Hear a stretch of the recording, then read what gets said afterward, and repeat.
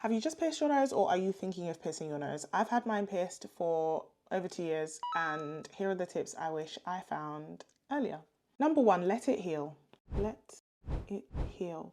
Do not be in a rush to change from a stud to a hoop. They shouldn't be piercing you with a hoop, respectfully. You may have a particular image in your head, but guess what? You might find out, like I did, that the type of piercing you think you want doesn't suit you. Number 2, understand what materials your skin is compatible with. You can usually use your ears as a sort of litmus test for this. If you know that most of the time you can't wear particular types of jewelry in your ears, the likelihood is that you probably can't wear those types of jewelry in your nose. I know that I am very allergic to fashion jewelry. Don't get me wrong, I still wear it. It's giving very much you listen where you're dead. I know that my skin reacts negatively to fashion jewelry. Tip 3, leave it alone. Now, this sounds a lot like let it heal, but the reason I say leave it alone is because sometimes people think that what they're doing is supporting the healing process, and it is not. You cleaned it in the morning, you do not need to clean it again an hour later. If anything, you are going to irritate the piercing. 4, it's a bump, not a keloid.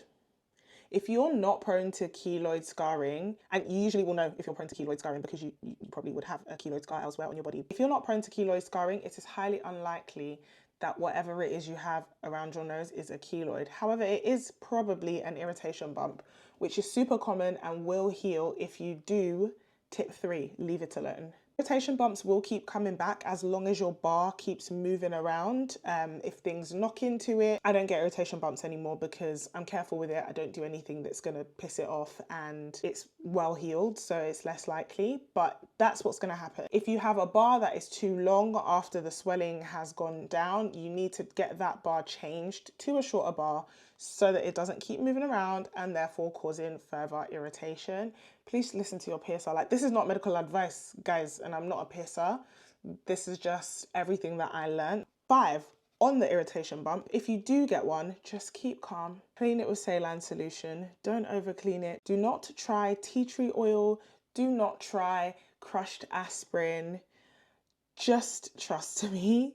Clean as normal and leave it alone. I promise you it will heal. It does look ugly at first, but it will heal. And also, it looks way worse to you than it does to anyone else. Last tip is, if your skin genuinely starts to reject the piercing, if your body's rejecting it, take it out and charge it to the game. Those are my top tips. If you have any questions, comment them down below. I really want to help because I have a successful, healed, beautiful piercing and I absolutely love it. So yeah, I can answer questions. I have also had a hoop, so I can answer questions around that as well. Hope this helped.